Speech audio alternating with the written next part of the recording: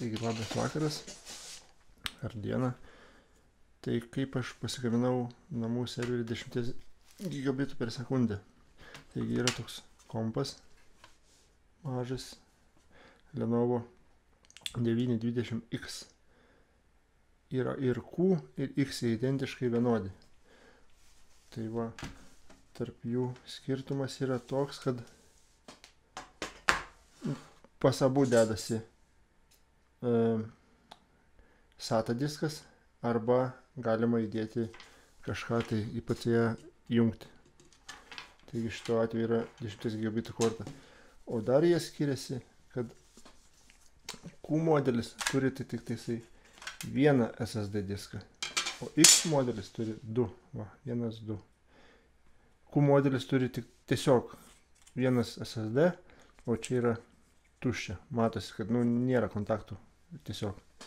Tai va, tai jeigu taip darant, ne 10, o 1 gigabito tinklą, tai praktiškai galima dėti 3 diskus. 1, 2, 3. Šiaip galima ir čia 3 dėti, nes čia yra SATA jungtis.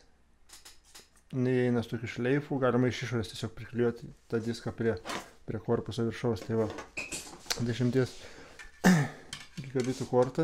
Čia yra Intel 50X. Aš jau pakeičiau ventiliatorių, nes jos labai kaista, iš tikrųjų. O kadangi čia vietos nėra, tai jos gali, karšta jums. Vasarą tai va čia toksai savadarbis ventiliatorius. Aš jį dabar laikau nejungtų, kol vasaros nėra. Tai va, toksai reikalas. Toliau kas eina šita jungtis, eina naudojama grinai tik tais diskams. Turime tą kortą, jinai operaciniai jinai jokio nepasieksim, tik tarp diskai, tarp kompo eina ir šito. O jinai turi savo kortą, tai 1 gigabitą aš naudoju, kad pasiektų operacinę, ką nors instaliuoti arba šiaip peržiūrėti. Tai va, tokie reikalai. 2 SSD diskai, ventiliatorių gal jungti. Toliau, tai va, jungiam maitinimą. Tai mano pagaminta programėlė, čia kad pasileis ir kad nereikėtų. Nes jis ne visada jo reikia, aš tik tai su video kilnoju, nes šiaip simkams jie užė kiaurą parą, nėra tikslo. Tai va. Spaudžiu, pasileido ventiliatoriai, ok.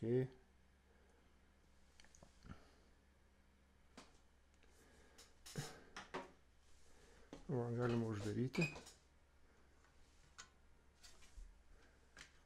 Šiaip gerai tie kompiuteriai, kad jie nėra jokių, kaip pasakyti, viskas paslėpta, jokių, va, tas ventiliatorius pagrindinis, nieko, neprislės prie nieko, jisai tiesiog sukas ir sukas.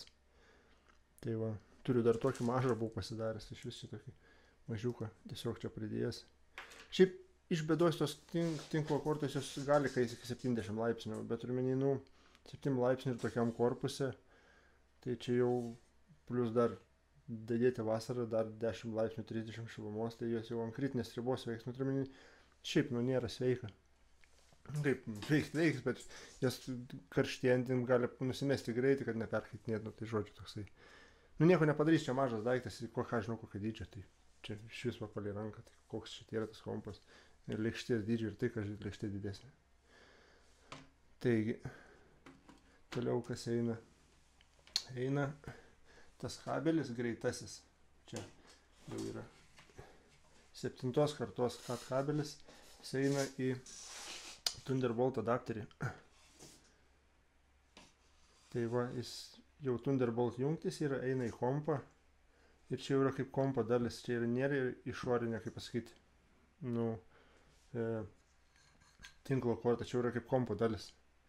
Nes aš tuo nešiu kitą, aš parodysiu, kokios mano bėdos buvo. Turiu toliau, kad kaip aš mėginau padaryti. Tai va, šitas pilnai paverčia Thunderbolt jungti į 10 gigabitų tinklo kortą. Tai va, tiesiog turi ir savo jis bėdų, bet, nu, iš bėdos veikia, turiu menį. Nebuvo, kad jis man pakiptų vidury ar dar kažkas, tai tiesiog būna, kad jis neatsibunda kažkodėl, tai bet dabar pamakos, kai atsinaujino, tai dabar viskas ok, turiu menį.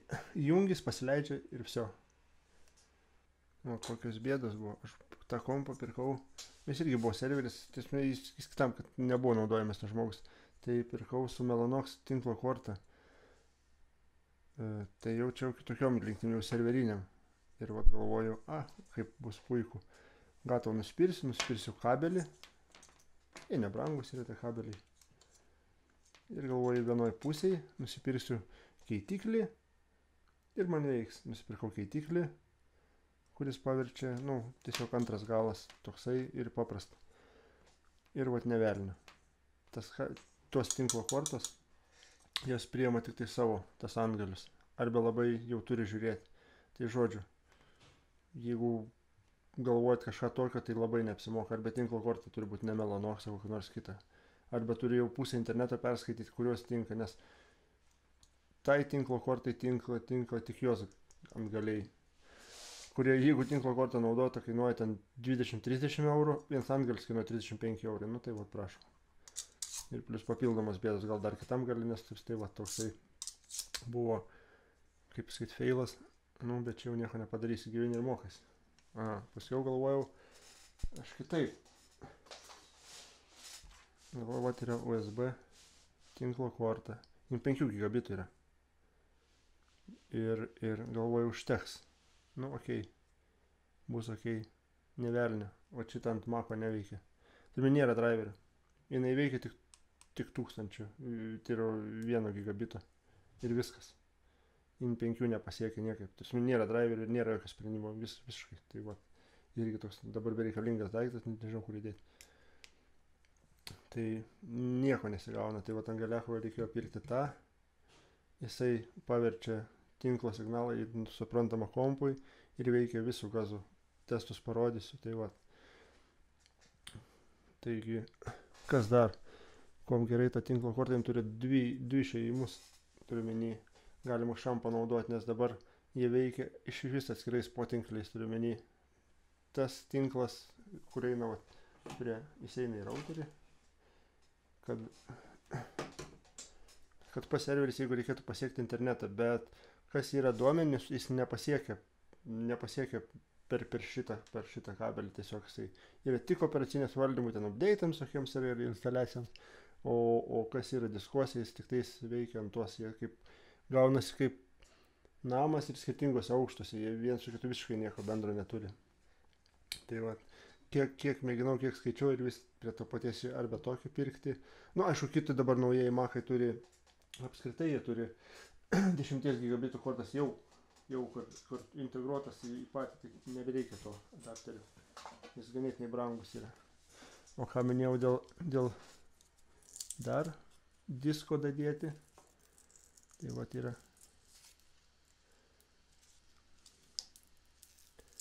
Jau sučiau izoliaciją. Žodžiu, teoriškai, jeigu nebūtų tinklo kortos, dedi šitą, dedi SATA diskas SD ir gaunasi toks mažiukas daiktas su 3 diskais. Tai yra labai gerai, turime, jis mažai vietos užima, jis neužia, išstylus ir taip toliau. Bet kadangi dabar yra, aš to nebeidėsiu. Bet yra tas šleifas, jis tai tenais įprijungus. Jį galima tiesiog apvertus, kur tas mano.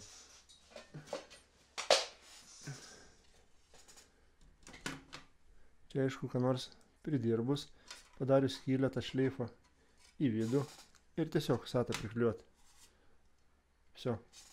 3 diskai ir tinklo korta. Tai yra, nežinau, už tiek jis kainuoja, tai čia, nežinau, jokio nasmano plus tai, na, su 16 GB RAM jūs praktiškai niekur nerasite, arba kaina bus apie 800 eurų, tai tiek mokėti ir plus funkcijų mažiau. Bus operacinė ribota, taigi kas dar, jinai dabar yra instaliuota TrueNAS operacinė, kuri nėra netinka man, turiu minėti, jinai kodėl, aš turiu kitoje vietoje Unraid pasidaręs, tai yra daug geriau, nes kodėl TrueNAS rašo į diską, turiu minėti, jin užima vieną SSD diską ir nieko nepadarysi, tas SSD diskas jau yra panaudotas tik operaciniai ir praktiškai tik 2 vietos lieka, tai vat, praktiškai mano atveju tik vienas, dabar tik vienas diskas naudojam, vienas operacinį, taip, nu kažkaip tai. O Unraid operacinė jis rašo į paprastą USB fleškę. Ir jinai užsikrauna iš fleškės ir jinai tiesiog 3 diskai naudojami, kam reikia, tai tiesiog gali duomenims naudoti, vienas kopijoms, kitas tiesiog laikyti. Tai vat Common RAID geresnė yra. Aišku, ir TrueNAS aš buvau padaręs, kad iš USB pasikrovinėtų, bet lėtas yra, turmenys lėtai ir jis ten ganėtinai nemažai duomenų jis paskui perrašinė ir jis tą USB raktą sudroš per kelis mėnesius ir viso, ir bus po operacinės ir po viso. O Unraid laiko tik tais nustatymus, turmenį viskas laikoma diskuose, pati operacinė, jinai iš USB fleškės užsikrauna nustatymus ir gyvena ramuose taip pat kaip ir TrueNAS. Ten, ką žinau, 200 MB operacinė, tai va. Kodėl, aišku, Unraid yra mokama, TrueNAS nemokama, bet vėlgi, nežinau, aukoti vieną disko vietos, tai čia dėl operacinės geriau sumokėti tuos pinigus ir turėti vieną laisvą vietą. Tai va, dabar reikės parodyti, kaip viskas atrodo veikiant ant kompo. Serveris, prijungiam diską.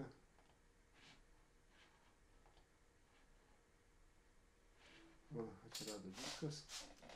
Prasme, va, jisai čia yra šone. Taigi galim testą ant greičio. Paskui biškį kitaip padarysiu.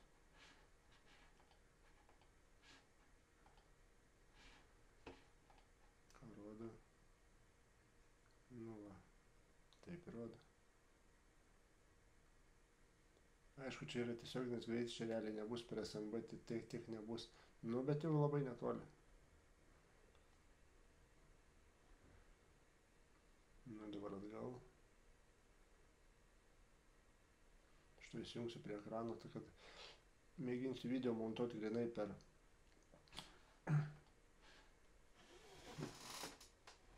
matas, 1 gigabitą rodė.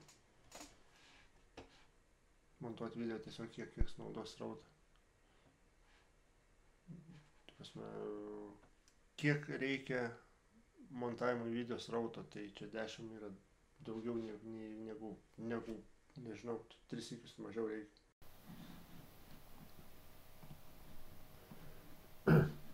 Tai va, netstat grafikas, yra 2 failai, vienas vienam, kitas kitam. Tai čia yra, čia serveriai yra, diskas va, čia yra kompo.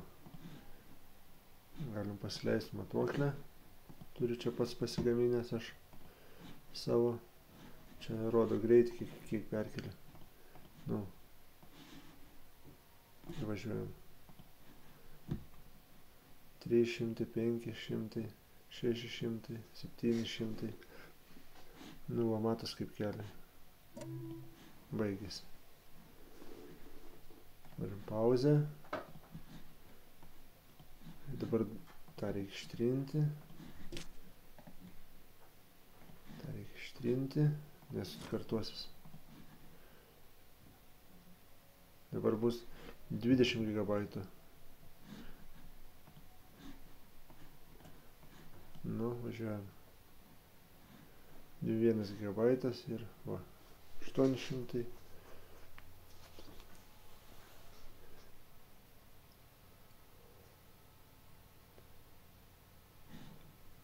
Va, mas kaip gigabaitai bėga. Čik. Žodžiu, greitai. Nu, va. Ir ką mes matom? Vidutinis greitis, kiek čia gaunasi? 857, nu tai va, taip ir bus. Geriau negu nebus. Tuos ištrinam. Ką net datą parodė. Nu, net datą gal biškai tiksliau rodo. 9, o šitoj pusėje 8.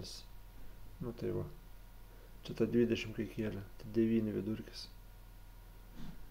Čia dar galima prasukti testuką, kur tas yra apps.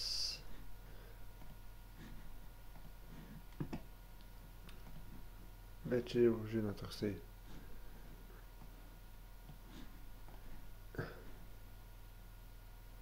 čia yra lėtoji tinklo korta. Na, tegu būna.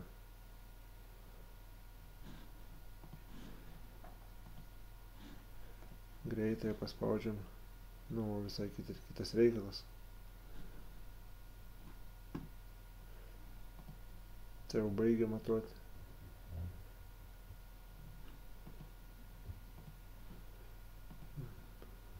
Dvi tinklo kortas ir jų skirtumai. 10 gigabitų.